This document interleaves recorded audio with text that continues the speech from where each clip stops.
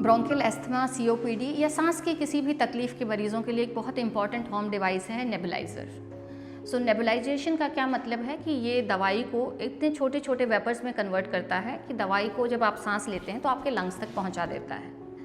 सांस की बीमारियों में अक्सर जो परेशानी फेफड़ों में होती है वो ये है कि आपकी मांसपेशियां सिकुड़ जाती हैं, आपका जो सांस की नली है, एयरवे है, वो नैरो हो जाता है, जो लाइनिंग है वो थिक और जूसी हो जाती है, ज़्यादा बलगम बनता है और सिक्रीशंस बनते हैं। जो दवाइयाँ हम देना चाहते हैं वो इन दोनों को, आपके मसल्स को रिलैक्स करती है और एयरवे के सिक्रीशंस को रिड्यूस करती है। कई बार लोग सोचते हैं कि नेबुलाइजेशन ना लें और दवाई ले लें, तो मैं इसमें समझाना चाहूँगी कि दवाई जो है आपके पेट में जाएगी, उसमें कुछ मात्रा उसकी एब्जॉर्ब होगी और वो सारे खून में मिलकर बॉडी के हर ऑर्गन में जाएगी।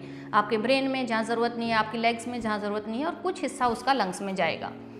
सो इसके लिए आपको ज़्यादा दवाई लेनी पड़ेगी और उसके साइड इफ़ेक्ट्स भी ज़्यादा होंगे। Nebulization on the other hand, आपकी प्रॉब्लम कहाँ है? फेफड़ों की, तो ये दवाई सीधी फेफड़ों में जाती है, कम मात्रा से काम चल जाता है और साइड इफ़ेक्ट्स भी कम होते हैं। सो नेबुलाइजेशन घर पर यूज़ करने से पहले उसका सही तरीका आना चाहिए। सो डूज़ एंड डोंट्स क्या होंगे? पहले आपके पास एक डिवाइस होना चाहिए, ये मशीन है, ये सारा जो ट्यूबिंग है और ये मास्क है, इसको हम बोलते हैं नेबुलाइजेशन किट।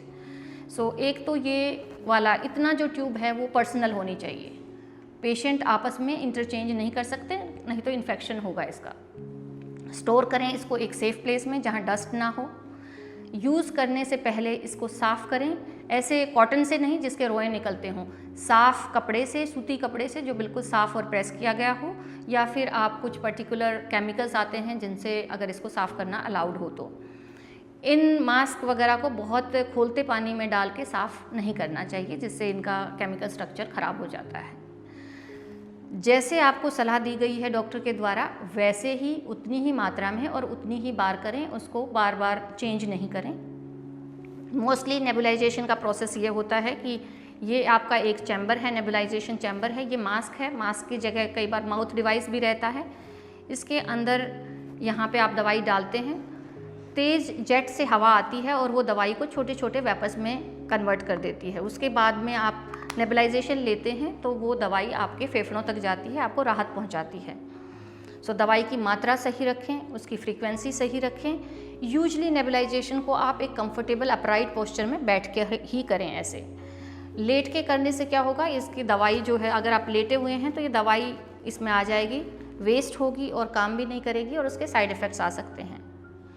कई बार पेशेंट सोचते हैं कि सांस कैसे लें नेबुलाइजेशन। अगर आप मास्क पहन रहे हैं जिससे आपका नाक और मुंह कवर हो रहा है, तो आप कंफर्टेबली नोज से ब्रीथ कर सकते हैं जैसे आप कर रहे हैं। अगर आपकी मेडिकल कंडीशन अलाउ करे डीप ब्रेथ लेना तो आप डीप ब्रेथ लें, अदरवाइज़ जिस भी प्रोसेस से आप सांस ले रहे हैं आपकी दवाई आपके अंदर जा रही है, पूरी मेडिसिन को ख़त्म होने का वेट करें और उसके बाद में इस नेबुलाइजेशन चैम्बर और मास्क को दोबारा से साफ़ करके फिर रख दीजिए, सही जगह पे स्टोर करिए।